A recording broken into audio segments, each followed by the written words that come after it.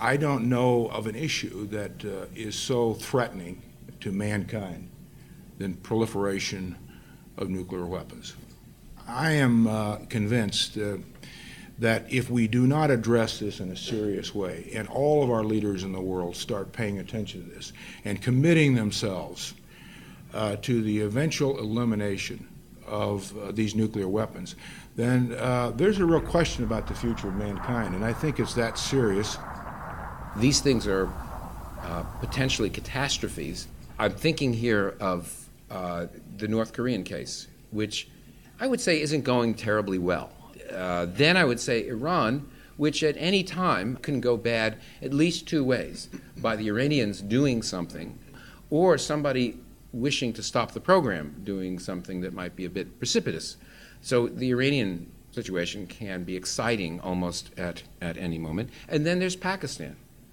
That's a situation which, as I think we all know, not only could go bad at any moment, but might have yesterday. And overall, overarching in this, this great opportunity that we have, is the number one security challenge: nuclear terrorism. You were speaking about nuclear terrorism, and both President Obama and Secretary Clinton have said that's our gravest threat. Do you feel that we are treating it as our gravest threat? And is there anything more that we could be doing? I think we're not where we ought to be if we're serious about this being our major concern. The first thing I would want the administration to do is to focus very, very hard on the question of securing existing fissile material, highly enriched uranium and plutonium, anywhere it exists in the world.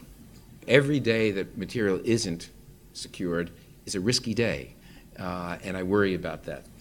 The Pakistan problem in this area is to me, the most critical one.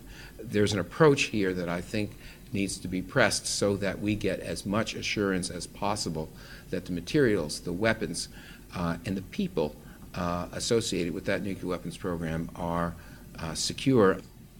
We need a lot of political will to do the heavy lift that we have coming forward.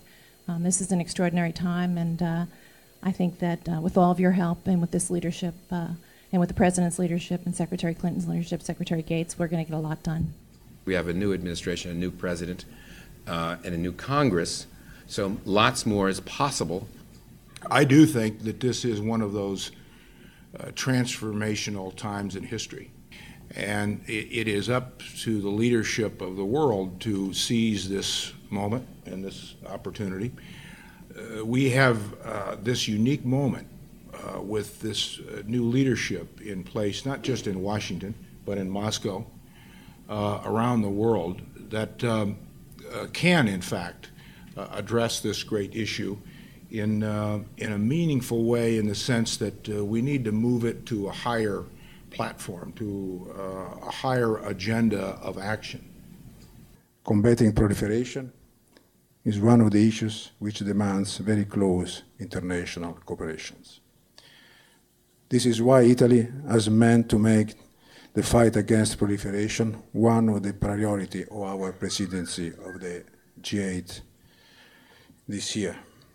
I believe the steps that have been outlined, and we'll talk about some more tonight: getting control of nuclear materials wherever they are, stopping the production of those materials, taking weapons by both Russia and the United States off of prompt launch. All of those steps are absolutely essential. Are we doing anything about nuclear terrorism by addressing the question of what we want to do with nuclear weapons in the next 5, 10, or 15 years? Do we want to have a no first use policy? Do we really want to get down below 1,000, below 500 in a reasonable amount of time?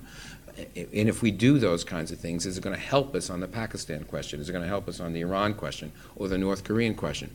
We're interested and we're providing answers in commission reports. It doesn't mean that somehow that's going to translate into success, or at least successfully engaging these issues. It does not. Leadership is still the key of anything in life and in the world. And leaders must be committed to this.